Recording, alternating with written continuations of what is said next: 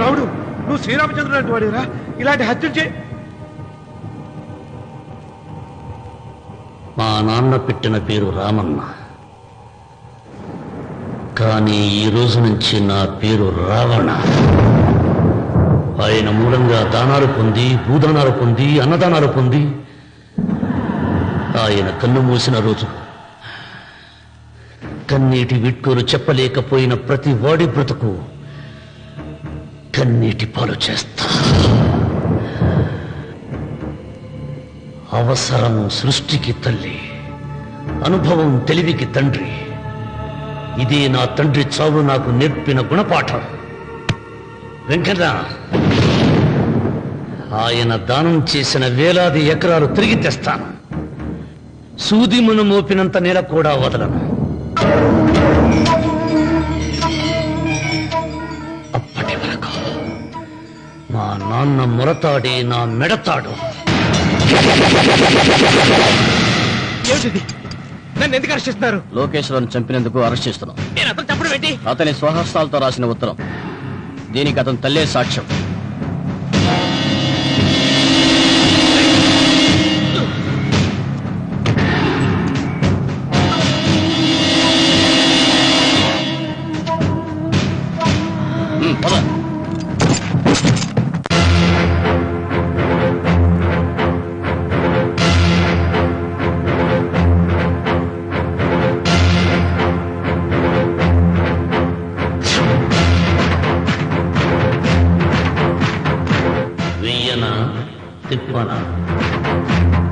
కృతజ్ఞతే కనరాని జనాలపైన ఎందుకు రాజాలి? కృతజ్ఞతే కనరాని జనాలపైన ఎందుకు రాజాలి? పూజలే అంటే పిరికితనంతో చదివే మంత్రాల, దేవతలంటే ఎవరు చేసిన పూజలు గుర్తులేని రాళ్ళ. పాపం పుణ్యం ఇక నుండి పాదరక్షలుగా తొక్కేసై మంచి మమత మానవత్వం చించవతలబారై అసాధ్యాలను సాధ్యం చేసే నువ్వే రాయలసీమకు రాజు. రామన్న రామన్న రాయలసీమ రామన్న చౌదరి. రామన్న రామన్న రాయలసీమ రామన్న చౌదరి.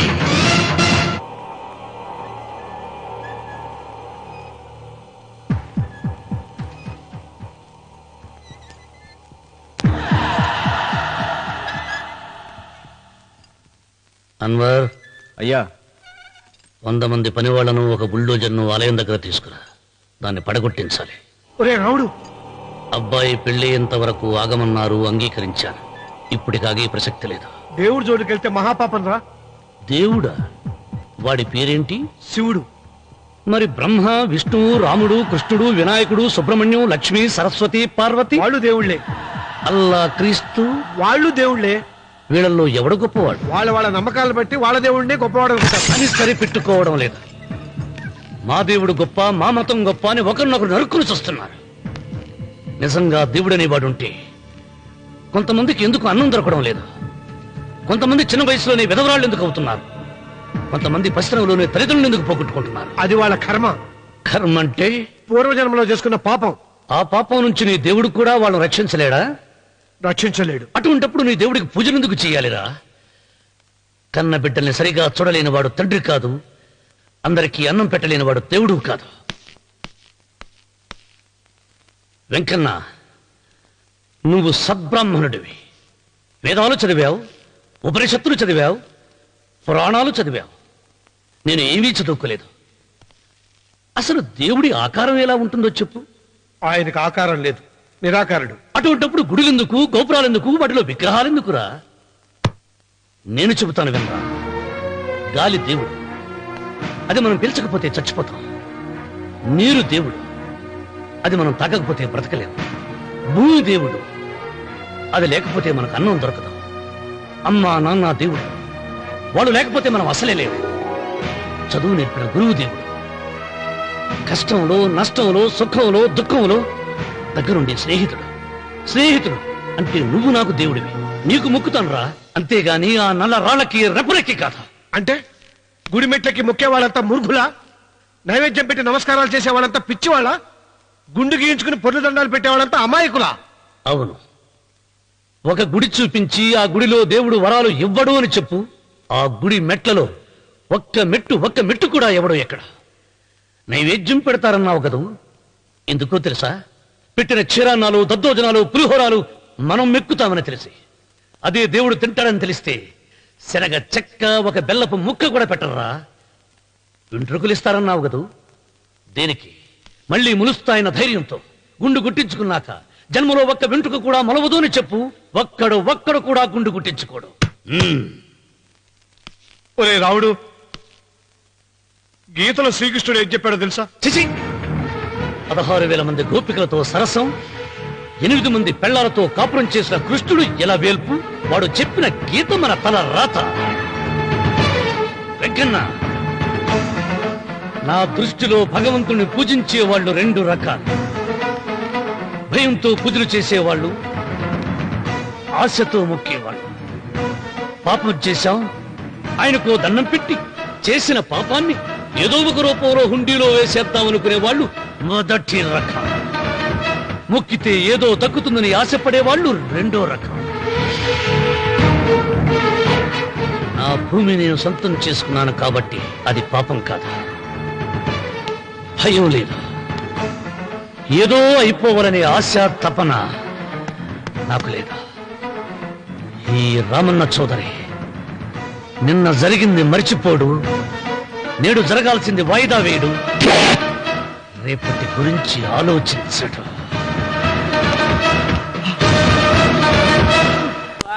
వాస్తు పురుష దేవతాభ్యో నమః. ధ్యాయామి, ధ్యానం సమర్పయామి, ఆవాహయామి, ఆవాహనం.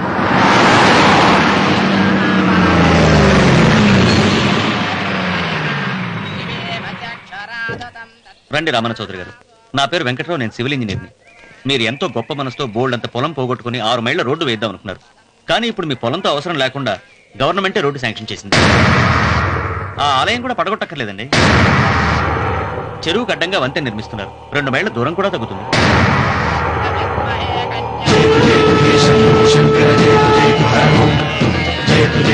పాట వేయించడానికి నువ్వే వడివిరా, భగవంతుడే వేయిస్తాడు. అమ్మవారి ఆలయాన్ని నువ్వు తాకలేవు.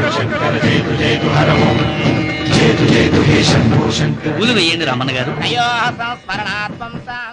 ఆయన ఎవరు? జటాధారి స్వాముల వారు. నీకు తల్లిదండ్రులు ఉన్నారా? లేరు, చనిపోయారు. ఫోటో ఉందా? ఉంది.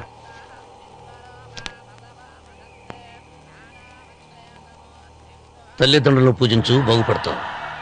జడలు మీసాలు ఉన్నవాళ్ళు కాదు.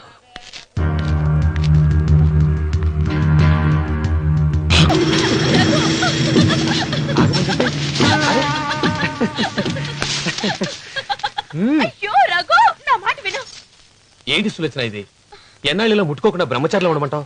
అది కాదు రఘు, నా మాట విను. ఏంటి కాదు? ఇంతకీ మన ప్రేమ విషయం మీ నాయనంతో చెప్పావు లేదా? లేదు. చెప్పవు, నీ వల్ల కాదు. నేనే మా నాన్నతో మన ప్రేమ సంగతి చెప్పేస్తాను. ఏమొద్దు, నేను చెప్పేస్తాను. నువ్వు ఊరుకో. నేను చెప్పేస్తాను.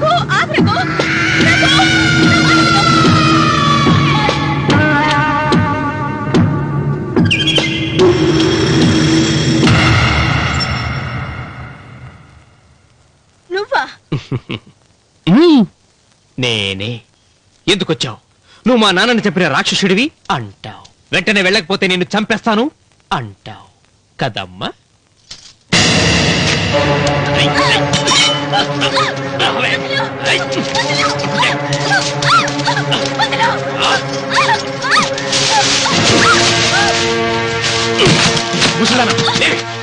చెప్పు, వీళ్ళ నాన్నని చంపింది ఎవరు? నేనా? నేను చంపానా? నిజం చెప్పు, చెప్పు. ఎవరు చంపారు? ఎవరు చంపారు? చెప్పు.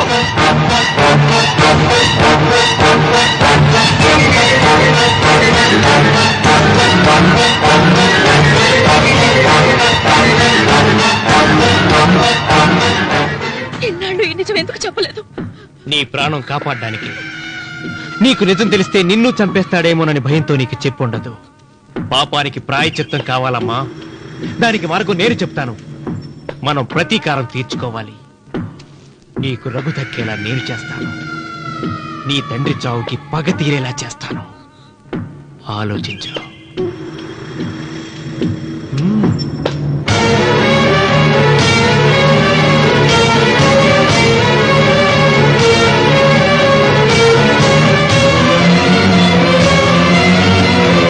నేను నమ్మను. మా నాన్న దేవుడు. మా తాతయ్యకు జరిగిన అన్యాయానికి ప్రతీకారంగా పొలాలు స్వాధీనం చేసుకున్న మాట నిజమే, కానీ హత్యలు చేసే అంత దుర్మార్గుడు కాదు మా నాన్న. అందుకే చెప్పాను నువ్వు నమ్మలేవు, నన్ను మర్చిపోమని. సులోచన, అదే నిజమైతే మా నాన్న నిలదీసి నిజమేంటో తెలిసాక ఆ ఇల్లు వదిలేసి వచ్చి నేను నిన్ను పెళ్లి చేసుకుంటాను. అది మహాప్రమాదం. మా మధ్యలో మాట్లాడడానికి నువ్వెవడవి? మీ నాన్న చేసిన హత్యకు 14 ఏళ్లు శిక్ష అనుభవించిన వాణిరా. నీకు నా మీద జాలి రావాలి కానీ కోపం వస్తుందేంట్రా? మీ నాన్న మనస్తత్వం నాకు బాగా తెలుసు. నువ్వు నాగ సులోచన ప్రేమించుకున్నారని తెలిసిన వెంటనే వీళ్ళిద్దరినీ చంపేసి వీళ్ల పొలంలోనే పాతి పెడతాడు. నా మాట విను, ఇంకేం ఆలోచించుకో. నా మాట విను.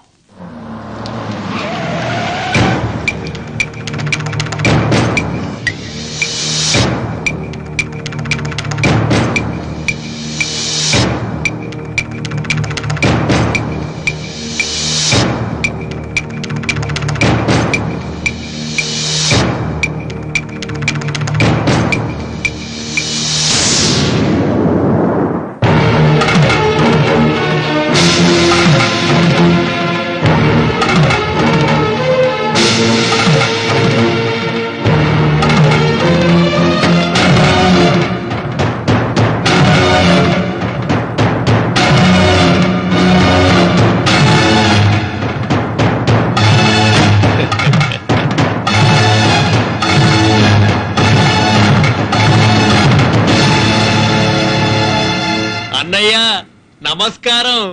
వీధి గుమ్మం వైపుకైతే నువ్వు రావని పెరటి గుమ్మం వైపుకు నేనే తీసుకుని వచ్చాను. మీ నాన్న ఇచ్చే ముష్టి డబ్బుతో బ్రతికే నాగసులోచనని ప్రేమించావు.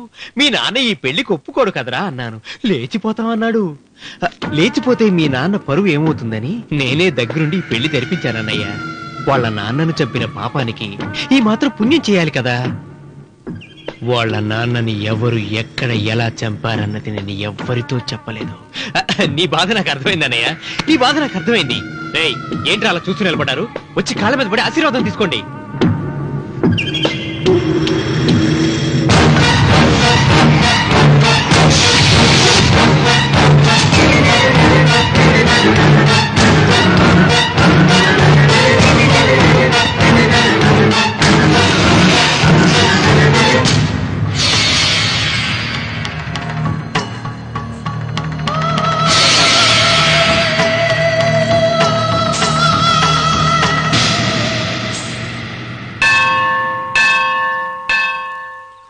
అమ్మా, 100 ఎకరాల ఆశావినని చెప్పినందుకు 30-70 అనే పిల్లని పరిచయం చేసి పెద్ద శిక్ష చేసావు తల్లి. తప్పైపోయిందమ్మా, క్షమించే తల్లి. ఈసారి అలా చేయను. మంచి పిల్లనిచ్చి పెళ్లి చేయమ్మా. అలాగేనా?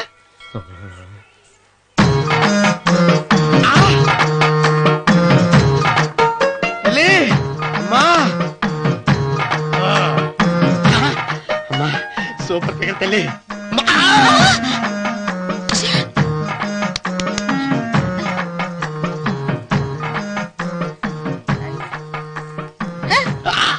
నాకింకా పెళ్లి కాలేదు తల్లి. 100 ఎకరాల మాగానే ఉంది, 50 ఎకరాల కొబ్బరి తోట ఉంది, కానీ పెళ్ళం లేదు.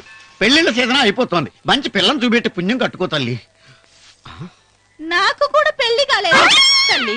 నేను నీకు పురాతన భక్తురాలిని కదా. 7 అంతస్తుల మేడనిచ్చావు, 7 వరాలు నగలిచ్చావు, కానీ మొగుడు లేడా? మొగుడు లేడా? తొలి ప్రేమ మీద నీకు నమ్మకం ఉందా? పట్టు చీరా. మలి ప్రేమ మీద నీకు నమ్మకం ఉందా? సిలుకులాల్చి ఉంది. 7 అంతస్తుల మేడ. నేను నీకు నచ్చేనా? 100 ఎకరాల ఆసామి. నువ్వు తప్ప ఎవ్వరూ నచ్చరు. వచ్చే మంగళవారం నా ఇంటికి ఒకసారి రండి, నన్ను చూసుకోవడానికి.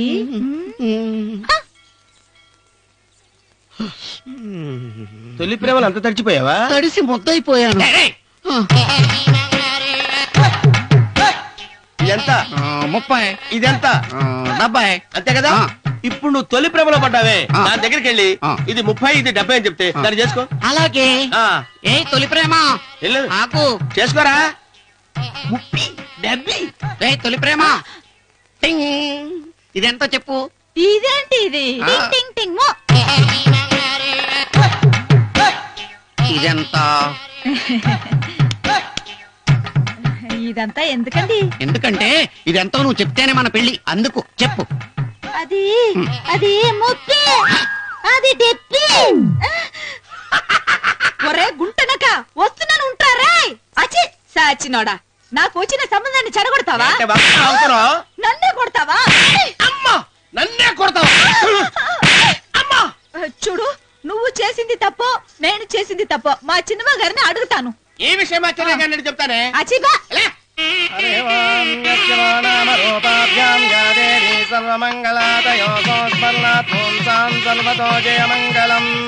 శ్రీమంగళ గౌరీ దేవతాయే నమః. అమ్మా తమ రెండో కోడను కూడా తీసుకొచ్చి కూర్చోబెట్టండి. అలాగే.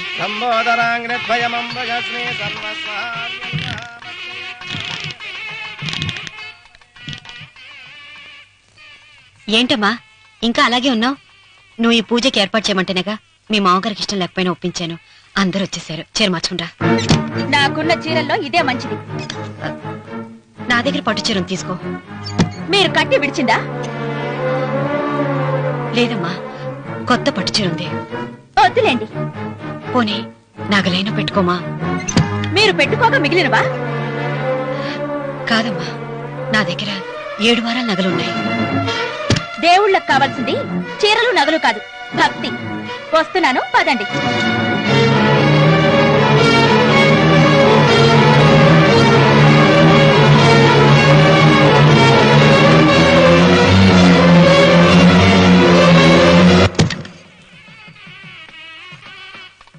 అమ్మా రెండో కోడను త్వరగా తీసుకురండి. ఈ హోరలోనే వ్రతం పూర్తి చేస్తే చాలా మంచిది.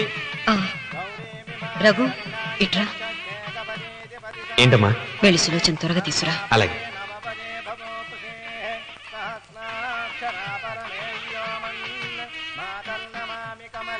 ఏమంది? రానుందమ్మా. ఎందుకని? ఎందుకని ఇంతమందిలో అడుగుతున్నారా? ఈ వ్రతం పెట్టింది ఎందుకు? నా పెద్ద కోడలు కోటీశ్వరరాలు, అందుకే 25,000 రూపాయల పట్టు చీర కట్టుకుని 10 లక్షల రూపాయల బంగారం ఒంటి మీద వేసుకుందని గొప్పగా చూపించి నా రెండో కోడలు ఏమీ లేదన్న నమ్మడానికి కదా. మాట్లాడక. అమ్మా నీ కొత్త పట్టు చీర నగలు తనకివ్వమ్మా. ఇస్తానన్నాను రా, తానే వద్దండి. అయ్యో అయ్యో అయ్యో, ఎంత అబద్ధం! ఇస్తానన్నారా? మీరు ఇస్తానన్నారా? చూసారా ఎంత అబద్ధం ఆడుతున్నారు. నీ మొహానికి ఈ నేత చీర వస్తున్నారు చాలే అనలేదు. నాగసులు వచ్చిన మీరు అలా అన్నారని ఈ ఇంటి మూలంగా చచ్చిపోయిన మా నాన్న మీద ఒట్టేసి చెప్తున్నారు. మీరు మీ ఆయన మీద ఒట్టేసి చెప్పండి. నేను మా ఆయన మీద ఒట్టేసి చెప్తున్నాను. ముత్తైదువులను పిలిపించింది పసుపు కుంకుమలు గాజులు ఇచ్చి పంపటానికి గాని ఈ ఇంటి 4 గోడల మధ్య జరిగిన దానికి సాక్ష్యాలు రుజువులు ఇప్పించి పంపటానికి కాదు. నాగసులోచన, ఈ ఇంటికి 2 సింహద్వారాలున్నాయి. దేవుడిని ప్రేమించే వాళ్లకు ఒక గుమ్మం, దేవుడిని ద్వేషించే వాళ్లకు 2వ గుమ్మం. నీ ఇష్టం వచ్చిన గుమ్మం వైపు నువ్వు వెళ్ళవచ్చు.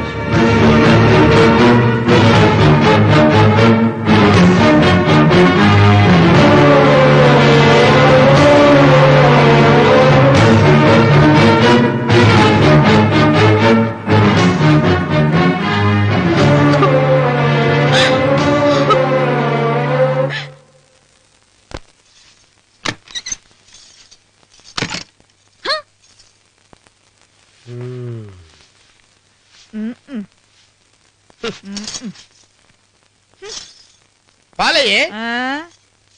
నీ పాచి మొహానికి పాలు కూడానా? సగం నేను తాగి సగం పిల్లికి పెట్టా. ఇందులో కలుపుకోపోయావా? తేడా విరగడేది. అసలు నిన్ను అనుకుని ప్రయోజనం లేదే. నిన్ను నాకు కట్టబెట్టిన మా చెన్నయ్య గారిని అనాలి. నేను కూడా మా చిన్నమ్మ గారు బలవంతం చేస్తేనే నిన్నే చేసుకున్నాడు రా సచ్చినోడా. అయ్యో ఎంత పోసు కొట్టావయ్యా. 100 ఎకరాలు ఎగసాయ అన్నావు. నువ్వు సర్ది కూడా అన్నప్పుడే నేను తెలుసుకోవాల్సింది. నీ కాడగానా? నువ్వు తక్కువ చేసావా? 30, 70 అన్నప్పుడు నేను అర్థం చేసుకోవాల్సిందే. పట్టు చీర కట్టి మీ అమ్మాయి గారి నగలన్నీ దిగేసి సిగ్గుపడుతూ వచ్చి ఇలా కూర్చున్నావే. అసలు నీ దగ్గర ఏం ఆస్తుందని నేను చూస్తే. అమ్మో అన్నవరం తగ్గు తగ్గు. అన్నవరం తగ్గు తగ్గు. అయ్యా అయ్యా అయ్యా అయ్యా అయ్యా అయ్యా అయ్యా అయ్యా అయ్యా అయ్యా అయ్యా అయ్యా అయ్యా అయ్యా అయ్యా అయ్యా.